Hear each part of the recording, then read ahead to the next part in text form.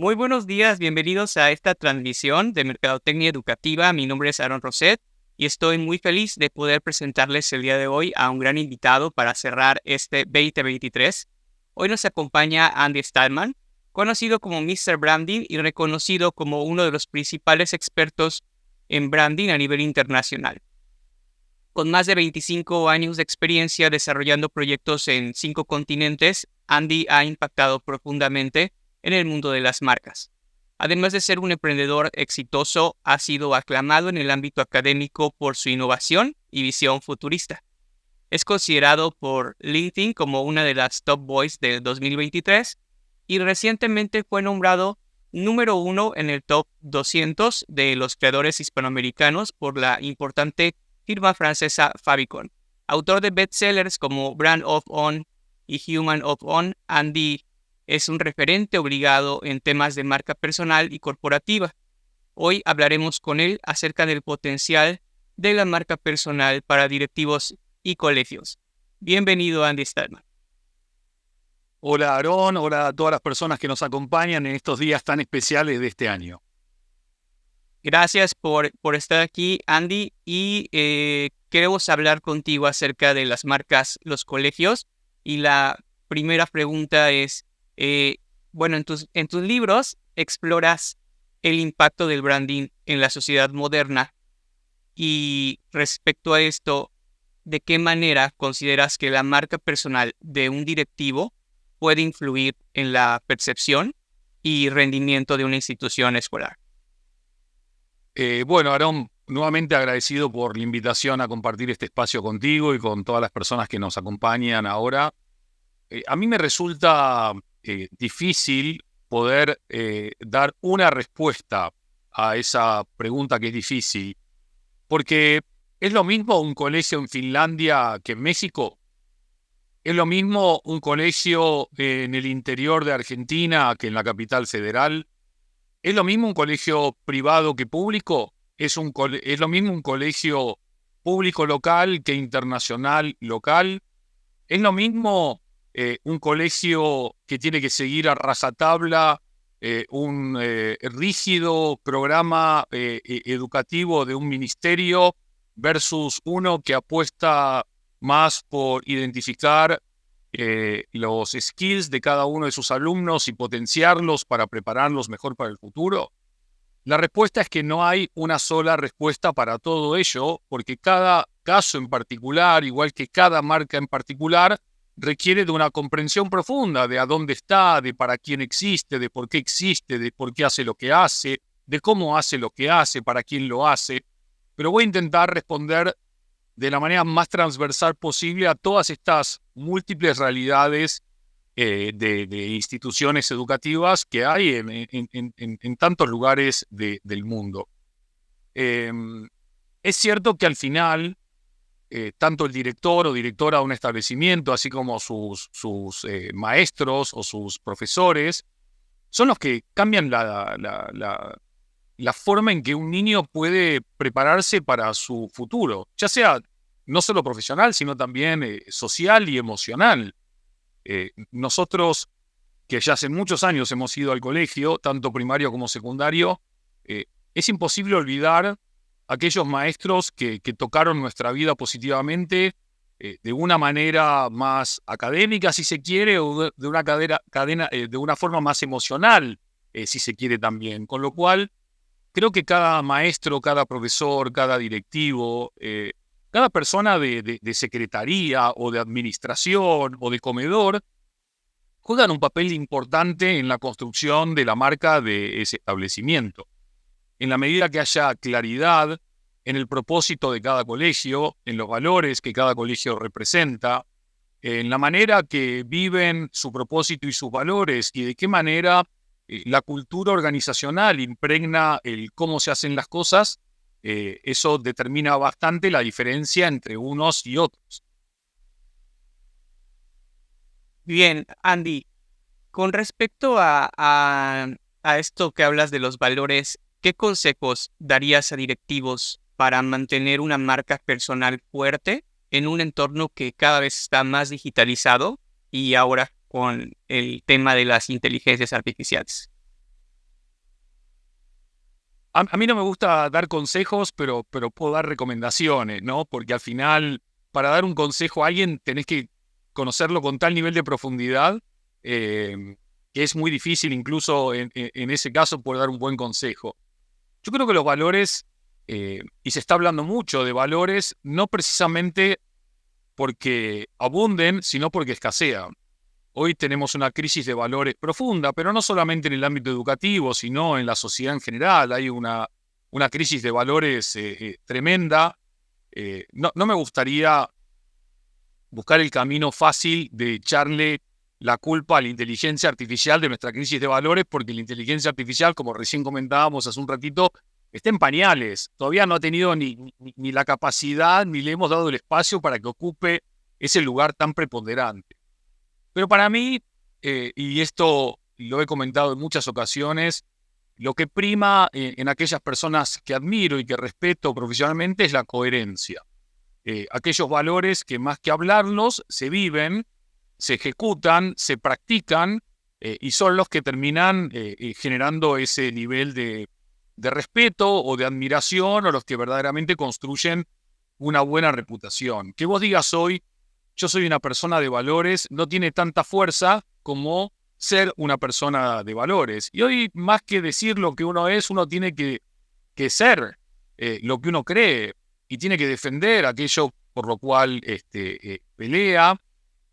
Y dentro de un colegio, lo que cobra más fuerza todavía es cuando hay valores compartidos. Valores compartidos entre lo que es la marca colegio, los valores de cada uno de los profesores o maestros o docentes, los valores de las familias y sobre todo los valores de los chicos. Hay, obviamente, muchos chicos, vos me podrás decir, no tienen ni voz ni voto a la hora de elegir colegio. Bueno, algunos tendrán voz y voto y cada día, creo, será más importante poder elegir una institución educativa con la cual puedas compartir valores que aquella que solamente te prepare académicamente como si fueses una parte de un engranaje, de una cadena de sacar chicos egresados, pero que simplemente saben de memoria algo de historia, algo de geografía, algo de matemática, pero que no pueden ir a enfrentarse a un mundo complejo, hostil, apasionante, pleno de oportunidades, pero que para eso no te están preparando, en muchos casos, en muchos otros sí.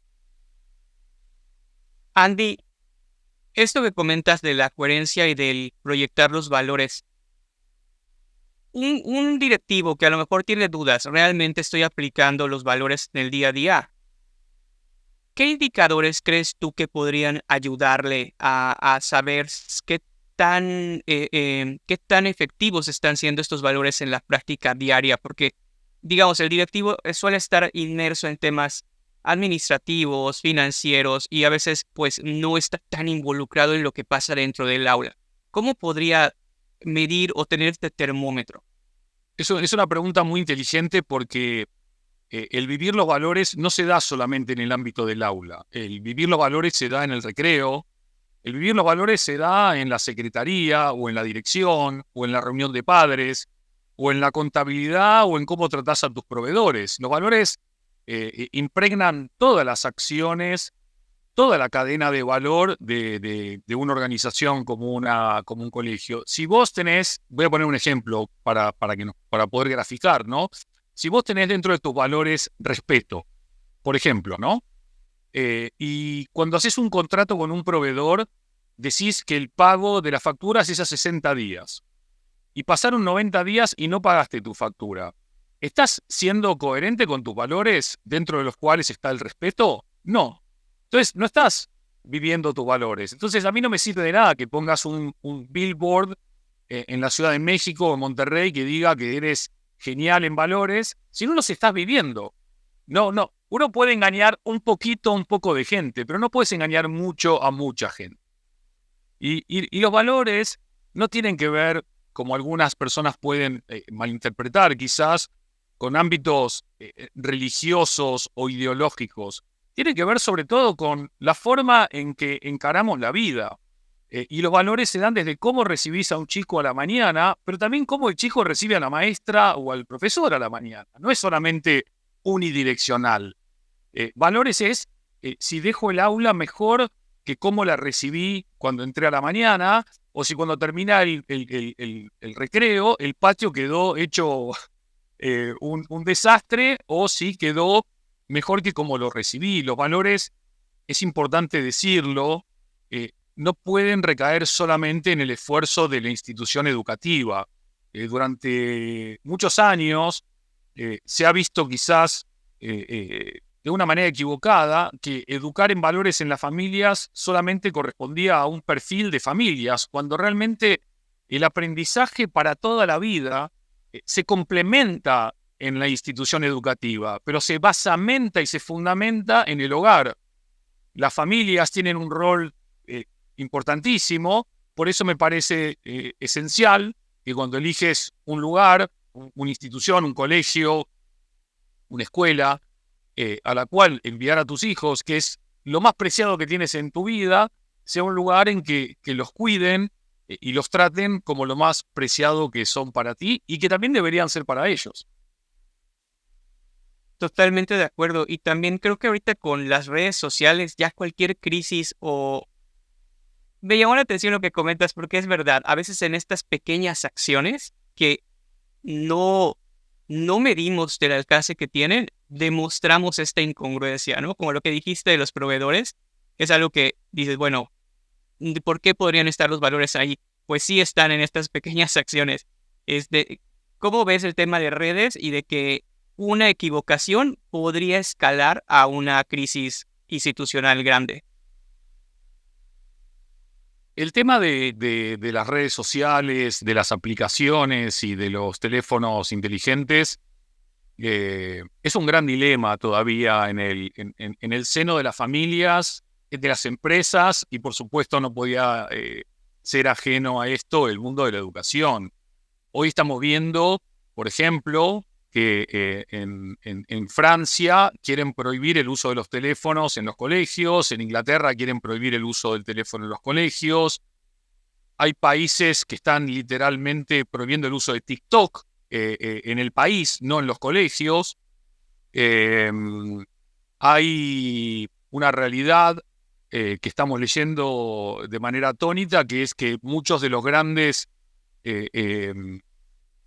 ideólogos y creadores de las plataformas digitales, ya sean redes sociales o aplicaciones, están alejando a sus hijos de ellas con gran preocupación. O sea, creo el monstruo y le quito a mis hijos la exposición al monstruo, pero el resto de hijos, como no me importa que se los coma el monstruo.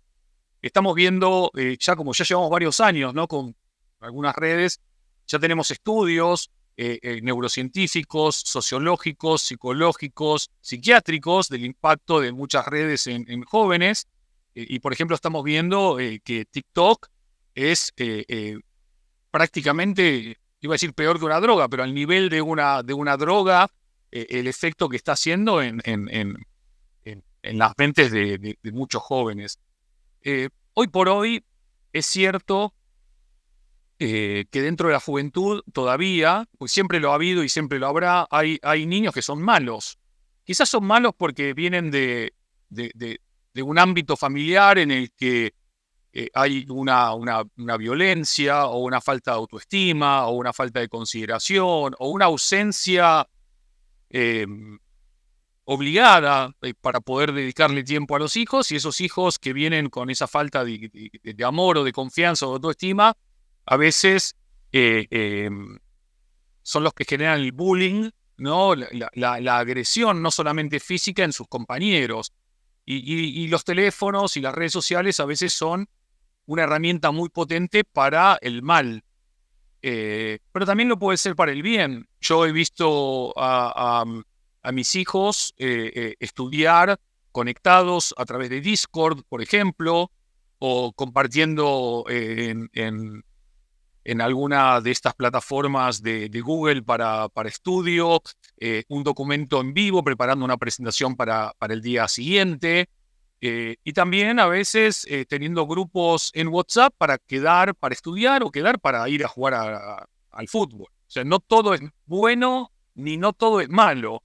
Las herramientas al final son herramientas y es el buen o mal uso que le damos a las herramientas lo que terminan definiendo si están bien o mal. Lo que pasa que lo que vemos en muchos colegios es que los adultos no han sido ni entrenados, ni educados, ni preparados en el uso de las nuevas tecnologías, con lo cual el camino fácil es voy a cortar todo, en vez de ayudar a los chicos a poder sacarle jugo a las redes, porque esta herramienta, por ahora, hasta que venga otra que lo suplante, es una herramienta que es parte de tu yo profesional.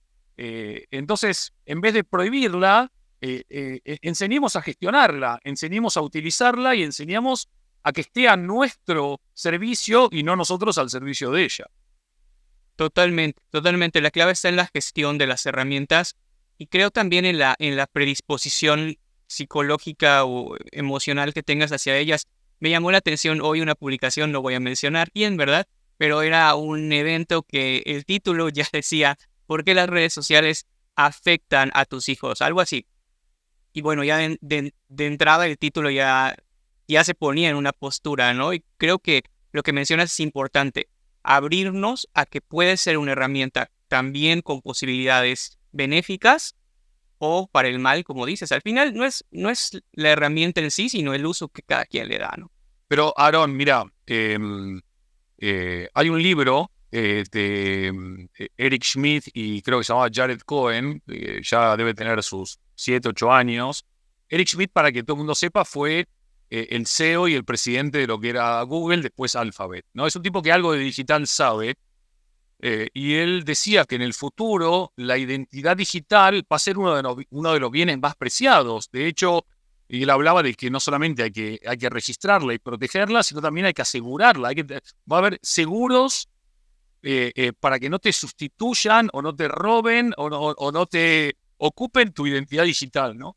Entonces, imagínate que en los colegios, sobre todo ya hacia fines de la secundaria, que te enseñen a registrar tu perfil en LinkedIn como mínimo, ¿no?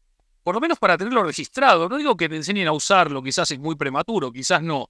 Pero por lo menos que cuando vos ya estés en edad de ir a buscar trabajo, de pedir trabajo, tengas un profile más o menos presentable y atractivo para poder destacar en este mare magnum digital. En vez de prohibirlo, dar herramientas para poder dar el mejor uso posible al tema de tu identidad digital. De hecho, mientras escribía este cuarto libro que estoy terminando y leía estudios y proyecciones sobre el metaverso y el multiverso y la inteligencia artificial de cara al 2035 y más allá, muchos estudios vaticinan de que vamos a pasar muchas más horas virtuales que analógicas. Vamos a estar muchas más horas conectados en diferentes espacios virtuales y digitales que en el mundo físico analógico, con lo cual aprender a vivir en esos dos mundos que ya son parte de un solo mundo, como escribía en Humanofón, es clave. Y prohibir en vez de enseñar, ocultar en vez de orientar, creo que son errores que básicamente se escudan en el facilismo de querer resolver un problema complejo de una manera más compleja aún, en vez de buscar maneras simples de hacerlo, ¿no? Totalmente de acuerdo, Andy. En tus conferencias y publicaciones hablas mucho de la autenticidad y la pasión como claves de marca personal exitosa. ¿Podrías compartirnos qué elementos ves o has identificado en prácticas de directivos de colegios con respecto a esto? Sí, para mí la autenticidad es mucho más importante que la pasión, porque puede haber personas que no transmitan pasión, pero que sí son apasionadas. Pero la autenticidad para mí es innegociable.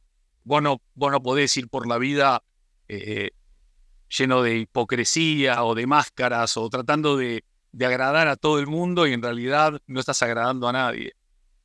Yo durante muchos años fui bueno, soy todavía, ¿no? Profesor en diferentes universidades, desde Singapur hasta Colombia, desde España hasta Perú. Y la verdad es que yo noto un cambio bastante interesante en la educación superior. La verdad que con los colegios no tengo una experiencia más que a través de mis hijos o de los hijos de amigos. Pero sí es cierto que la figura del director durante muchos años era una figura que imponía más miedo que respeto, más temor que admiración. Uno quería huir, ¿no? Del director de la escuela, porque sí, porque eran personajes que con los años uno puede ir entendiendo, ¿no? Que para gestionar tantos niños uno tenía que ser un poco malo para infundir cierto respeto. No lo justifico, pero lo entiendo. Pero también hay un nuevo tipo de liderazgo, un liderazgo que va mucho más allá de lo que...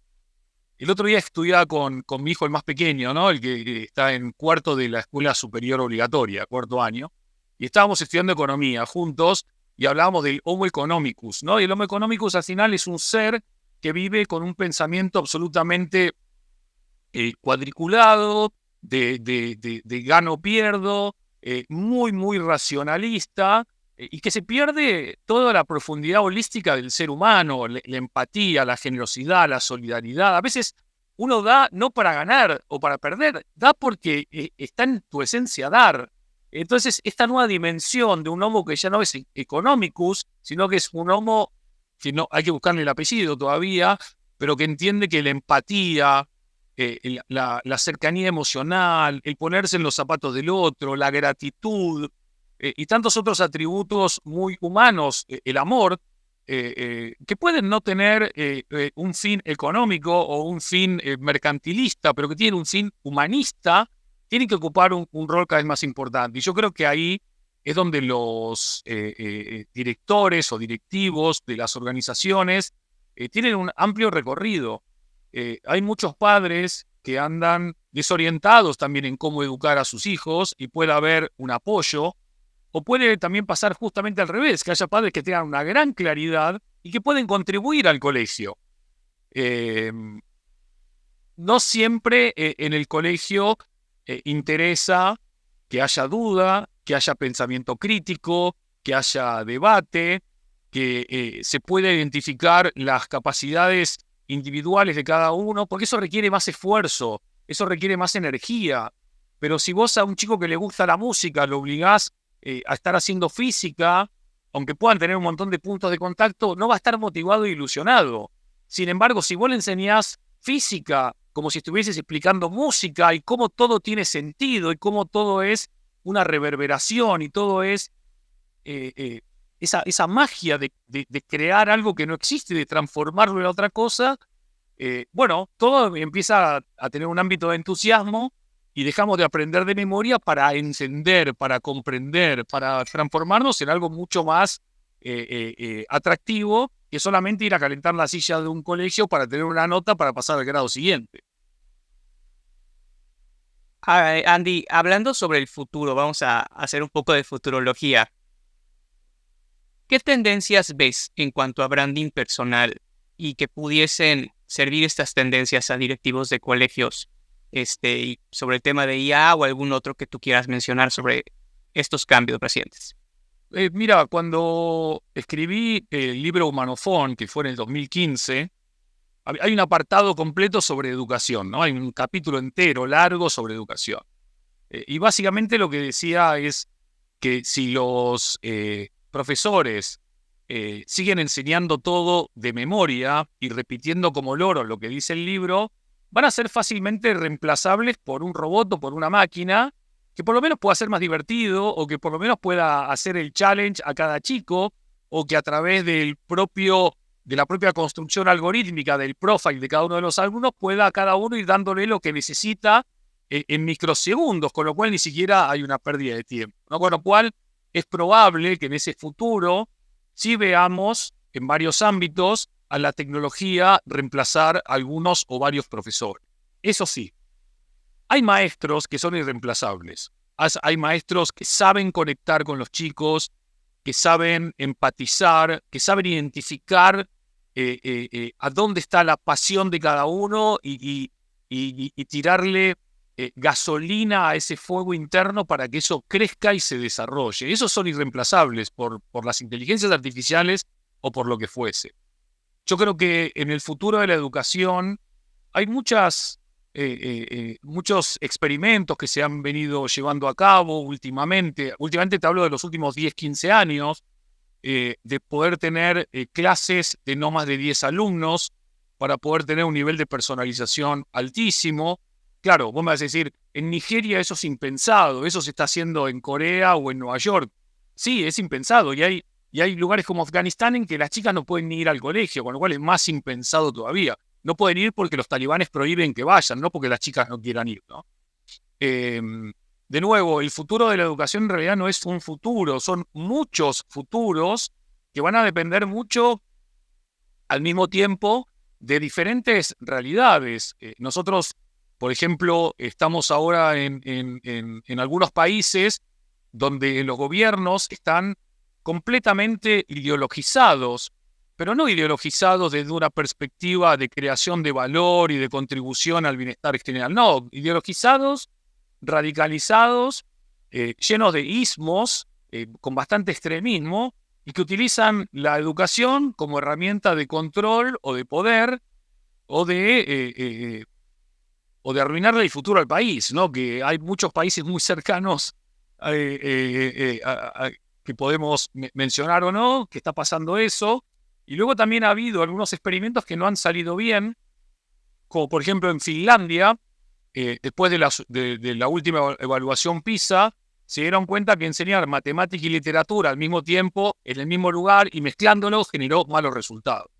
Y luego tenés, si analizás los resultados de los últimos exámenes PISA, tenés nuevamente a Singapur a la cabeza. La pregunta es, ¿quién estaría dispuesto a vivir como se vive en Singapur, donde en realidad es una democracia absolutista prácticamente, ¿no? Donde tenés muchas libertades y muchas otras no tenés? ¿Qué es lo que querés como sociedad?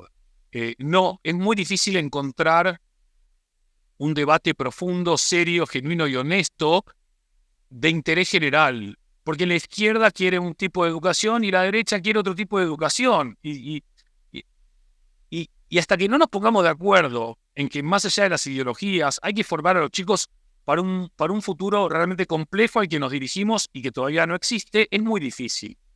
Entonces, concretamente desde un punto de vista de branding personal, creo que estos directores o estos profesores o estos maestros se tienen que plantear también ética y moralmente cuál es su contribución al futuro de su sociedad y del mundo.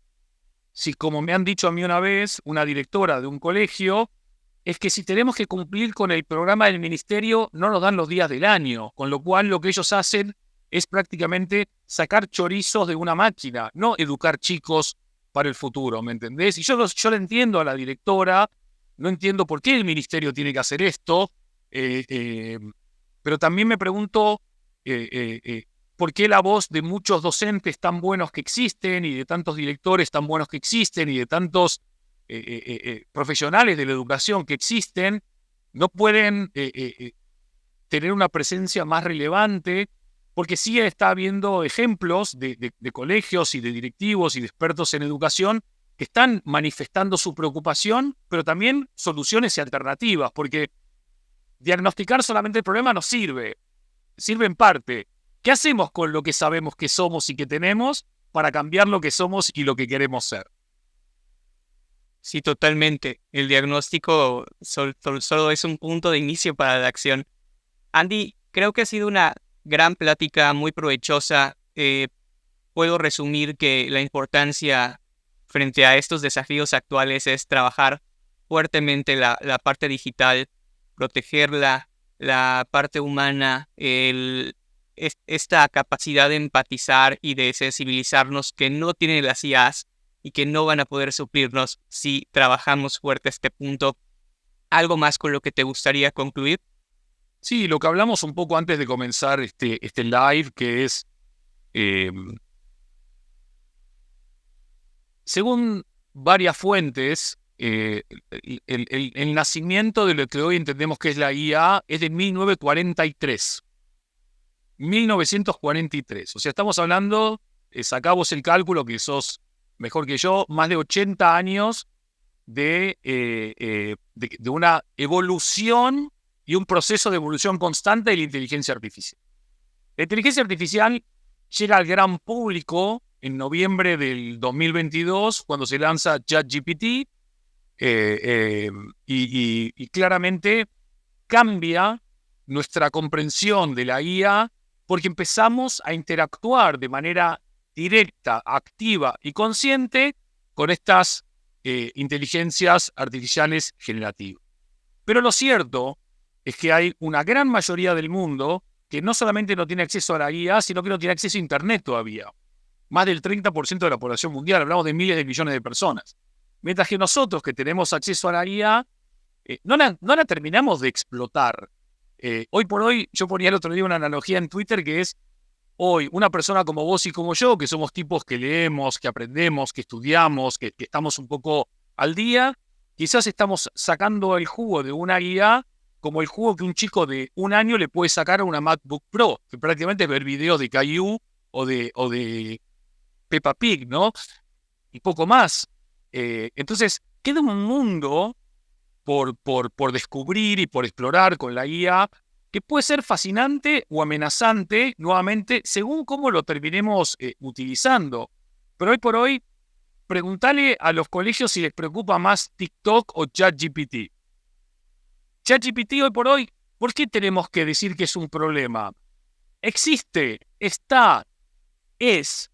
Enseñemos a usarlo, enseñemos cuándo no usarlo, enseñemos a entenderlo como un copiloto creativo, no como un sustituto creativo, y tratemos de abrazar lo nuevo sin olvidarnos de lo esencial. Y lo esencial para mí es lo más importante de esta conversación.